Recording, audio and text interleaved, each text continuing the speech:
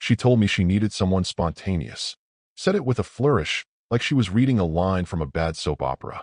Camera in hand, fake tears primed, ring on the coffee table like some twisted cherry on top. I was sitting on our couch, my couch, staring at a woman I thought I knew, as she performed our breakup for TikTok. She even added one of those sad filters, the kind with rain and violin music, like she was starring in some Oscar-winning short film. I didn't say a word, didn't storm out, didn't throw anything. Just sat there while she shouted over the soundtrack she edited in, telling the world I was too predictable, too boring, just a placeholder until she found someone more fun. Then came the fake confession clip. She filmed herself at her office, whispering into the camera about her work husband, Jason, implying they'd had something more. Spoiler: Jason is an intern with a permanent nervous twitch and adult braces. But reality wasn't the point. Viral content was. Her sisters were in on it. They helped her pick out the captions. Suggested one that read, "Marriage is cute until your man turns into your roommate." Hilarious stuff. She uploaded it with the hashtags #breakupprank, #upgrade season, #no regrets. It hit 1 million views before sunrise. People laughed, commented with fire emojis. A few called it savage, bold, real. She turned her phone toward me in the morning, still in her robe, hair messy from sleep and arrogance. "Babe, look. 1 million. You're famous." I looked at the screen, looked at her, then sent her a thumbs up emoji from across the room. That was it. Just thumbs up. No words. No drama. Just a tiny, pixel-sized signal that I'd seen it. If you're still reading, and you want to see where this goes, subscribe. Seriously, 90% of you hear stories like this and never hit the button. Do it for the algorithm, or just to see how deep this rabbit hole goes. It helps the team. And trust me, we're just getting started. Anyway, back to Laura. She laughed when she saw the emoji. Thought it meant I wasn't mad. Thought I was playing along. That same morning, I took out the trash like usual. Fed the dog. Kissed her on the cheek. Then said I was going for a walk. She waved me off with a distracted scrolling through comments about how lucky she was to have a husband who could take a joke. She didn't notice the backpack by the door. Didn't think it was strange that I wore the boots I only use for travel. Didn't register that I took my passport out of the safe. She sure as hell didn't notice that I left my house keys on the counter. Because while she was busy going viral, I was already gone. And not the kind of gone where you sleep at your brother's place for a few days and come back after the dust settles. I mean gone. Phone. Disconnected. Bank accounts. Moved. Mail. Forwarded. Legal counsel. Already looped in. See, Laura always thought of me as the quiet one. Steady. Predictable. She said it like an insult. But here's the thing about quiet people: we watch. We remember. And sometimes, we prepare. She thought it was a prank. She thought it was just content.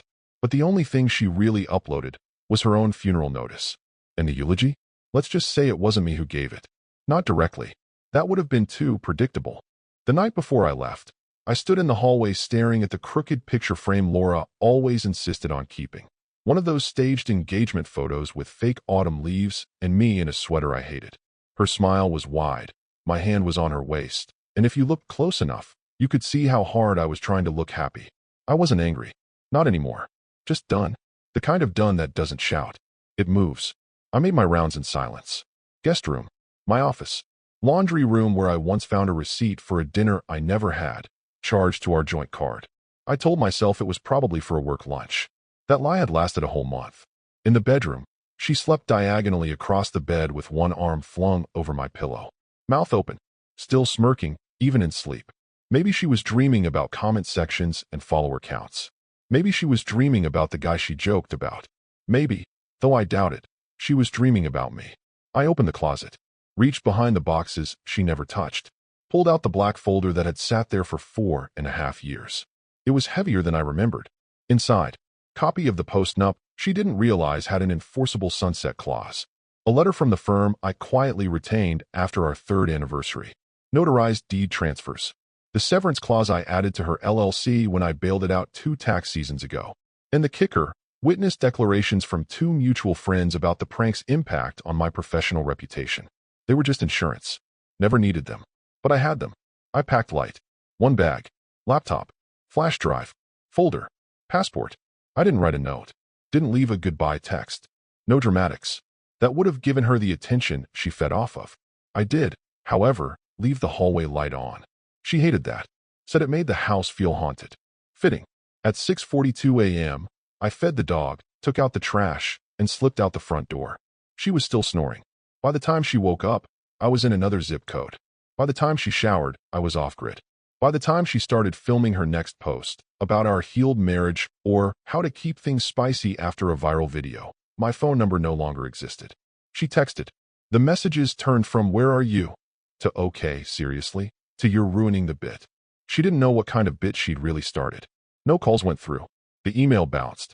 The house Wi-Fi still had my name on it, but I was already watching her login history switch from content planning to Google searches like "Post-nup enforceable prank. Can you go to jail for faking infidelity online? Husband disappeared after viral prank." She called her sister. I listened to the voicemail through a burner. He's just being dramatic. He'll be back. He always comes back. But I wasn't being dramatic. I was being thorough. See, the moment she hit upload, she triggered a series of events I had arranged long ago, not out of spite, but out of pattern recognition. You learn to build an exit plan when you live with someone who treats people like props. I didn't leave to punish her. I left to let gravity do its job. And as for the silence, that was deliberate, strategic. Silence makes people confess to things you never asked. It sharpens their paranoia, makes them project their guilt in public where everyone can see. By the time she realized the silence wasn't passive, it was already weaponized. And I was just getting started. At first, Laura basked in it, like a lizard under a heat lamp. She wore her viral wife title like it was a brand deal waiting to happen. Every notification fed her like candy. 300K likes, 15K shares, some wannabe podcast host calling her a savage queen. She posted a follow-up that afternoon, wrapped in a bathrobe with a coffee mug and fake pout. So, about last night nail polish #breakup prank #no hard feelings. She even added a poll. Should I do another prank on Daniel? Smiling face with horns. The comment section was full of laughing emojis and people egging her on.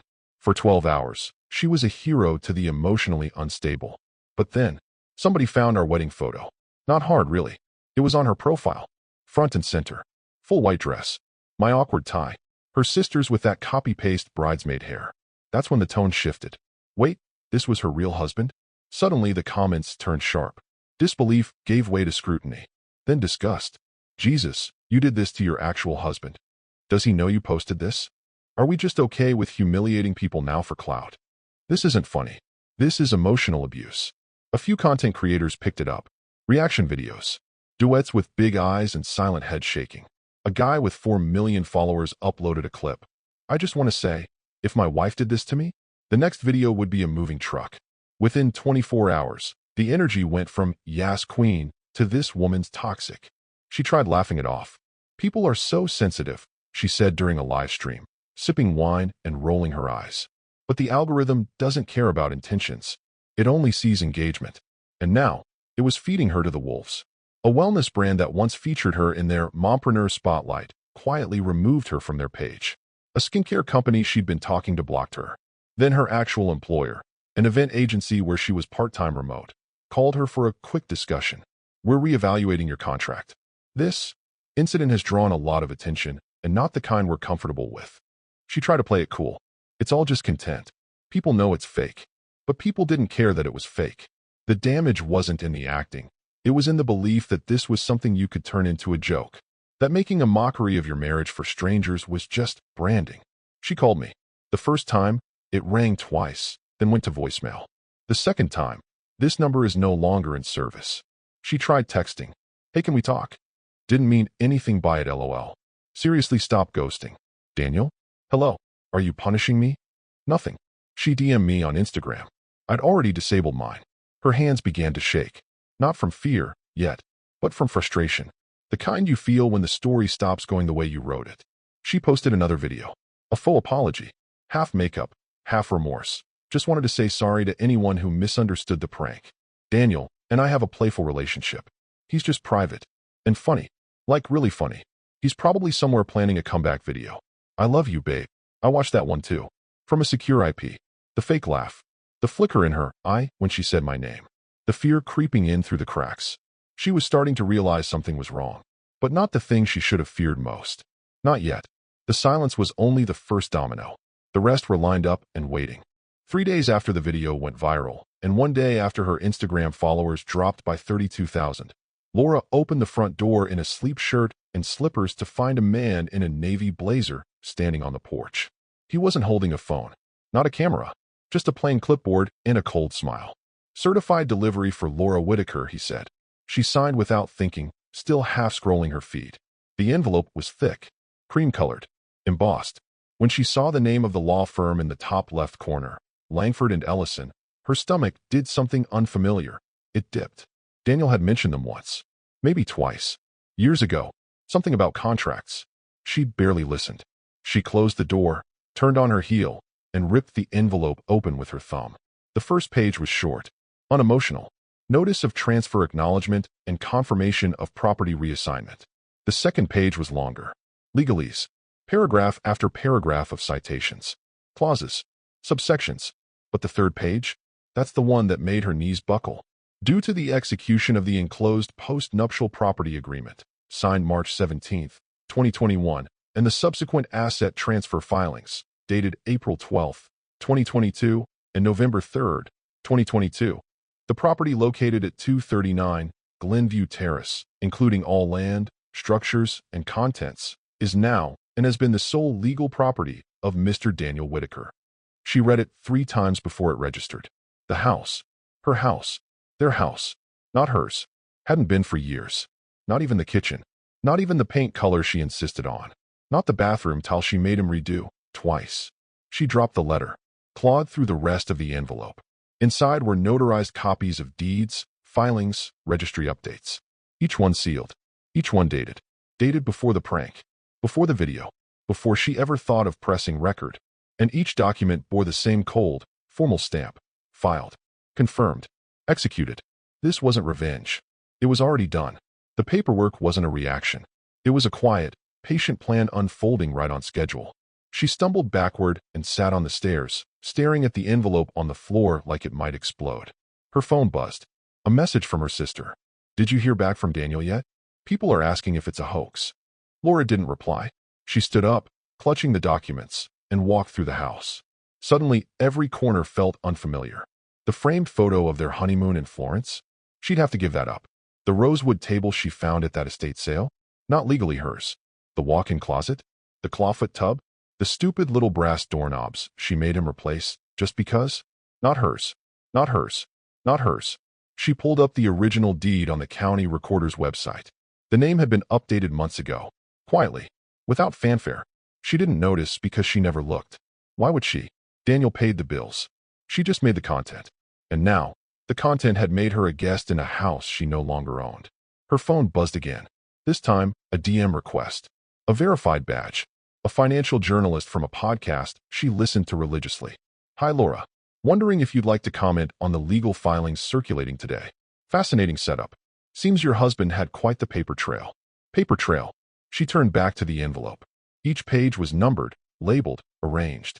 She realized, with horrifying clarity, that Daniel hadn't just left. He'd prepared. And the worst part? This was only the beginning. She got in the car with a half-charged phone and an empty water bottle, hair thrown up in a knot that hadn't seen shampoo in 3 days, and mascara smudges still flaking under her eyes. The kind of look influencers call raw and real when they're trying to sell you a face cream. But Laura wasn't filming today. Today, she was chasing ghosts. First stop, Daniel's old office. The building where she used to send him memes during his lunch break, half of which he never replied to. She marched in like she still had permission to exist in his world. The receptionist looked up, puzzled. "Can I help you?" "I'm looking for Daniel Whitaker. He works in accounts." The woman blinked. "Daniel left over a year ago." "What? No, that's impossible. He works here. This is where he works. He drove his car here every day." The receptionist shook her head slowly. "I'm sorry. He resigned last spring. He took a position somewhere else, I think. But we don't have forwarding details." Laura stood there, stunned. A year ago? He never mentioned quitting. She didn't even know he'd cleaned out his desk.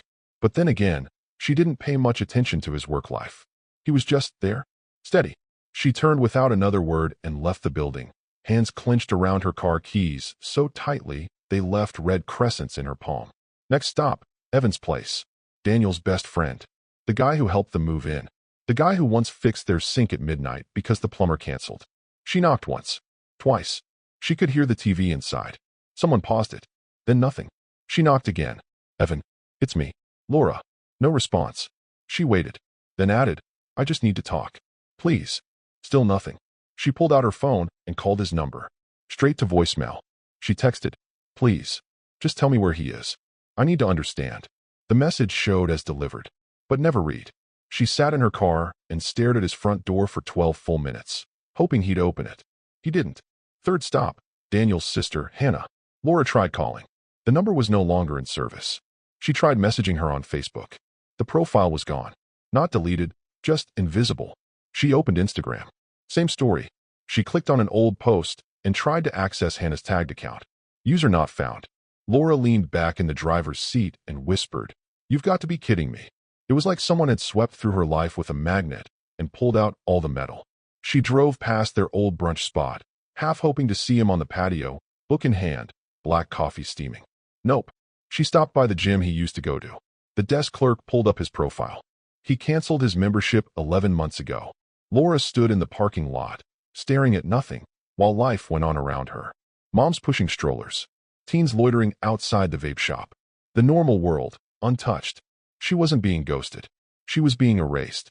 Every person she turned to had either closed their door, disconnected, or vanished entirely.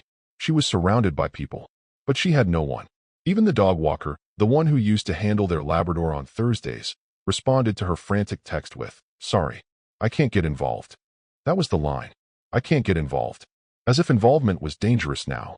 As if Daniel had become radioactive, and touching any part of his world would burn. And maybe it would. Because this wasn't silence by accident. This was coordination. Someone had helped him orchestrate this. Or more terrifying, he had done it alone. Every locked door. Every changed number. Every unanswered call. She wasn't losing access to Daniel. She'd already lost it. And now, she was just realizing how deep the isolation went. It was supposed to be a distraction. Laura had gone to her mother's house for sympathy, or at the very least, a warm kitchen and a glass of Chardonnay. Instead, she got a bowl of overcooked risotto and silence so thick it stuck in her ears. Her mom was unusually cold. Passive, not hostile, but the kind of passive that vibrates with judgment. She didn't mention the prank. Not directly. But she didn't say much of anything at all, which in this family was louder than screaming. They sat together on the floral couch in the living room, the television murmuring in the background. Her mother handed her a small blanket like she used to when Laura was 10 and faking the flu to skip school. It was meant to comfort. It didn't. Laura tried scrolling Instagram. Her fingers trembled. She couldn't even make it through one hateful DM before locking the screen again. Then it happened. Her mother had fallen asleep in the armchair. The remote had slipped between the cushions. The TV, still logged into her mom's YouTube account, autoplayed to the next recommended video. A still frame appeared. A modest room. Simple couch. Wooden bookshelf. Sitting on the couch, looking like someone had duct taped him to it, was her father. Laura blinked. Sat up. What the? He looked straight into the camera. Blinked once. Then began reading. At the request of Daniel Whitaker, I will now read a list of notarized documents. He held up a folder. Same shade of cream as the letter she'd received. He cleared his throat. Transfer of full property rights for 239 Glenview Terrace. Executed and recorded on April 12, 2022. He flipped the page. Termination of joint business accounts ending in 3117 and 8449. Executed and confirmed October 3, 2022. Flip. Post-nuptial clause. Marital asset separation signed March 17, 2021. Approved by independent counsel. Each sentence was like a hammer strike. She lunged for the remote. Couldn't find it. Her heart pounded in her throat. But the video kept rolling. Her father, stiff and pale, kept flipping pages. Each item ended with the same phrase. Now solely in the name of Daniel Whitaker. Her mother stirred, opened her eyes. What's this? Laura didn't answer. She couldn't. Her mouth had gone dry. Her father was still reading. Then he stopped. Looked directly at the lens. His expression, neutral, but exhausted. He adjusted his glasses. Picked up the final page. And read, On behalf of my daughter Laura, who found it entertaining to dissolve a marriage in front of strangers for views, I formally acknowledge her receipt of these consequences. The room went silent. Her mother gasped. Laura's hands shook as she finally yanked the remote free and paused the video. The frozen image of her father filled the screen. What is this?" her mother whispered. Laura didn't answer. She couldn't. Her own father had just publicly disowned her, on camera, no less, and read a list of legal betrayals like a funeral program. It wasn't Daniel's voice narrating the fall. It was her family's. And now everyone could see it. The video already had comments. Thousands. "This is how you clap back." He made her dad read it. Savage. "This is poetic justice." Laura refreshed. Views were climbing by the second. She stumbled out of the room, phone in hand, heart racing. Tried calling her father. Straight to voicemail. Tried texting him. Bubble turned green. Blocked. Her mother didn't say a word. Didn't offer comfort. Just stared at the TV like she didn't recognize the people involved. Laura stood in the kitchen, hands on the counter, shaking. This wasn't just about the prank anymore. It was about everything. And now, the world had a front row seat. The next morning, Laura woke up to 17 missed calls and a text from her mother that just said, "Answer. Now." Her fingers fumbled unlocking the phone, stomach already knotting. She tapped to call back. Didn't even finish the first ring before her mother picked up, already mid-scream. "What is wrong with you? What did you do to your father?" Mom, slow down. He's been up all night sick. Shaking. Mortified. "You made him read that garbage and put it on the internet." "I didn't make him do anything. I didn't even know." "Don't lie to me, Laura. That's your father. He's humiliated.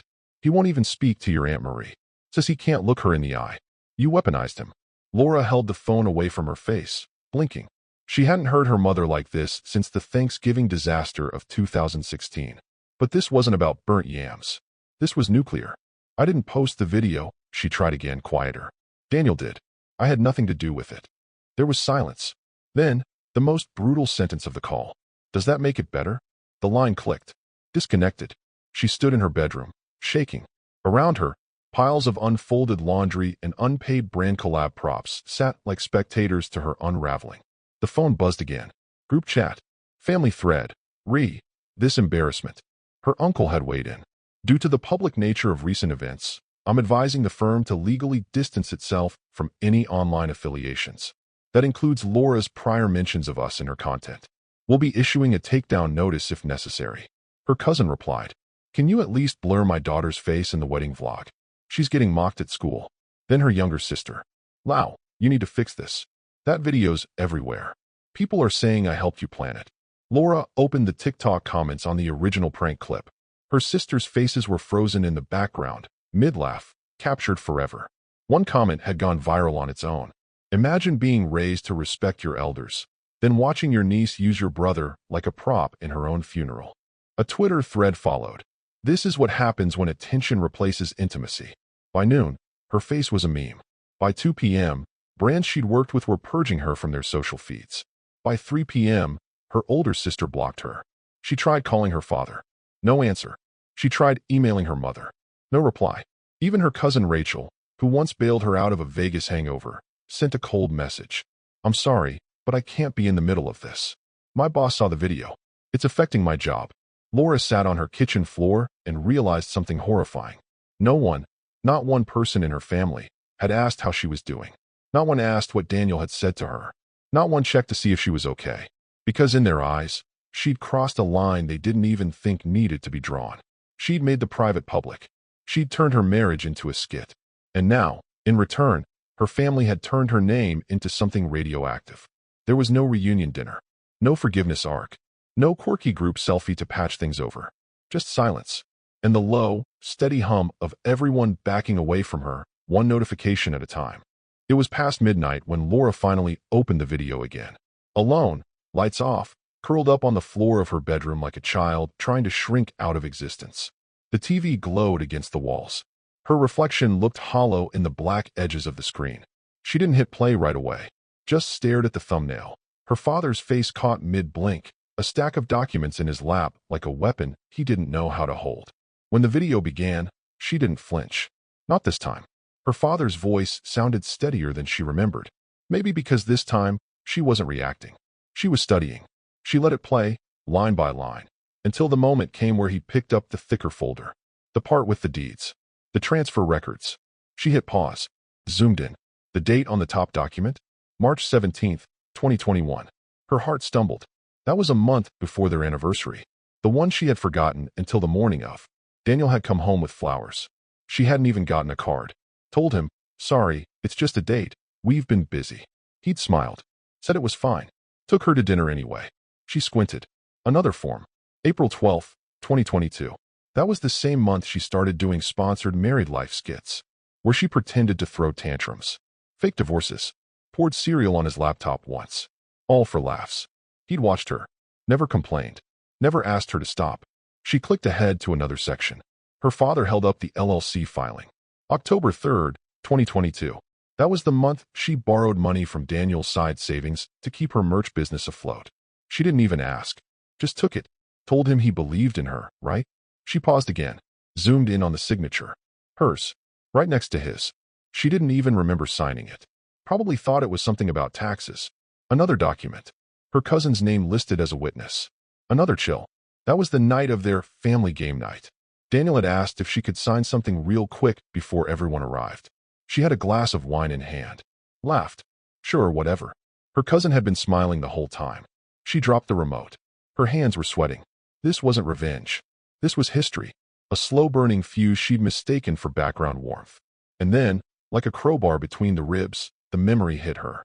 That night, years ago, when she'd come home furious because a brand deal fell through. Said something cruel. She barely remembered what it was. But he'd stood in the doorway of the kitchen, quiet as always, and said, "Paper trails last longer than hurt feelings." She had rolled her eyes. Whatever, poet. He wasn't being poetic. He was being literal. And she realized, chillingly, that this had never been about a single video. This had been years in the making. She tried to stand but couldn't.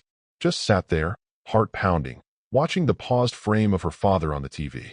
This wasn't just a consequence. This was an autopsy. And she was just now realizing the body was her marriage. And Daniel? He'd been documenting the death certificate the entire time. They started stitching the videos together like it was a damn art form. A popular creator uploaded a side-by-side split screen. On the left, Laura faking a teary breakup with Daniel, spouting scripted nonsense about wanting someone more exciting, while fake crying with an obviously edited violin track underneath. On the right, her father's deadpan voice reading off property transfers and contract clauses like a judge handing down a sentence. It spread like fire through digital brush. Someone added subtitles. Then memes. One tweet. She uploaded a prank. He uploaded a power of attorney. Another. This isn't revenge. This is chess. Hashtags exploded overnight. Hashtag Whitaker Clause. Hashtag Paper Trail King. Hashtag Divorce Drop. Hashtag Silent Execution. Even legal TikTok got involved. A pair of actual attorneys, brothers with a podcast, broke down the documents line by line. This one right here, one said, pointing to a screenshot of the notarized post-nup, is airtight. Ironclad. She signed this. Probably didn't read it. But it's enforceable. The other brother laughed. Man didn't even raise his voice. He raised his equity. They both laughed like it was a comedy special. Laura watched the clip with her mouth open, fingers trembling over her phone. She tried to reply. Tried to post her own video explaining it was just a joke. That they had a playful relationship. That she had no idea Daniel would go nuclear. But the comment section didn't want apologies. They wanted blood. She thought it was cute until it cost her the house. When will people learn? Humiliating your spouse online isn't content. It's self-destruction. He's not just quiet. He's lethal. Then came the avalanche. 3 brand partners terminated their contracts within 48 hours. One issued a public statement. We do not condone public humiliation or emotional manipulation for entertainment. Another sent a cease and desist over her use of their products in the original prank video. Even her own merch store started getting refund demands. Someone created a parody account pretending to be her. The bio read, "Just a girl who gave up everything for 10K likes and a tripod." Her inbox was unreadable. Hate mail, death threats, gleeful mockery. She tried turning off notifications. Didn't help. She tried deleting comments. They tripled. She finally disabled all her accounts. But the internet doesn't forget. Screenshots lived on. Threads grew. People who had never met her were analyzing her facial expressions like forensic scientists. Even people who used to defend her in the early days now distanced themselves. Yeah, I used to follow her. Didn't realize how messed up that prank was until I saw the fallout. She really did it to herself. Laura locked her phone, placed it face down on the coffee table. Then she cried. Not the fake tears. Not the on-camera, mascara running, open-mouthed sobs she used for relatable content. These were the quiet, empty sobs that don't want to be seen. She sat curled on the couch, alone, unfilmed, unfiltered, realizing she wasn't a content creator anymore. She wasn't a personality. She was a case study. And how fast it can all vanish. And what happens when you treat love like leverage and marriage like marketing? Because this wasn't just backlash. It was collapse. And there was nothing left to post. She didn't even find the second video. Her mother did. It was a cold Thursday morning. Laura hadn't left the house in days. The curtains stayed drawn. The fridge light flickered when opened, revealing nothing but condiments and almond milk. She sat at the kitchen table in sweatpants she hadn't washed, staring at the dark screen of her phone like it might come back to life with good news. Her mother's call came at 8:04 a.m. This time, no screaming, no dramatic sighs, just a quiet, resigned sentence. They posted another one. Laura's stomach lurched. Her voice cracked. What do you mean? It's your father. Alone this time. The line went dead. She didn't ask for a link. Didn't need to. It was already trending. The thumbnail was simple. Her father sitting in a wooden chair, the same chair he used for reading the paper on Sundays. No background music. No dramatic lighting. Just natural morning sun hitting one side of his face, turning every wrinkle into an indictment. He looked older, as if the first video had aged him by years. When he started speaking, his voice was lower, calmer. The camera didn't cut. One continuous shot. I was asked to read that list not out of revenge, he said, voice wavering slightly, but accountability. A long pause. He looked down, folded his hands, then back at the lens. Daniel asked me to add a message. No hard feelings. Just clarity. He gave the barest of nods. Then, slowly, he set the papers aside. What came next wasn't part of the script. It wasn't Daniel's voice anymore. It was her father's. His eyes were tired, not angry. The sadness in them hit harder than rage ever could. I raised my daughter to honor vows, he said. Another pause. To hold private things sacred. To protect what matters. Instead, she chased applause. Laura's breath caught in her throat. I don't say this to hurt her. I say it because silence didn't teach her. Maybe this will. He leaned forward slightly. Not aggressive, just direct. I've watched this family fracture over pride, over vanity, over performative nonsense. But Daniel? That man didn't perform. He showed up, paid bills, carried burdens he didn't create. And he did it without ever asking for applause. He straightened his shoulders. This time, the applause is for the man who meant it. Then nothing. No outro. No fade to black. Just him sitting there. Until the screen went still. Laura sat motionless in her living room, fingers white from gripping the edge of the couch. She closed the video player. But the echo of her father's voice didn't stop. Applause for the man who meant it. The irony was suffocating. She had spent years trying to build an audience, measuring worth by comments and views and shares. And in the end, the only applause that mattered wasn't hers. Wasn't for her. It was for the man she mocked. The man who left without slamming a door. The man who never shouted. The man who let others speak. And now, even her father, her last hope for redemption, had chosen silence over protection. That silence. It wasn't a punishment. It was a verdict. And the applause? She could hear it even now. But it wasn't hers. It never was.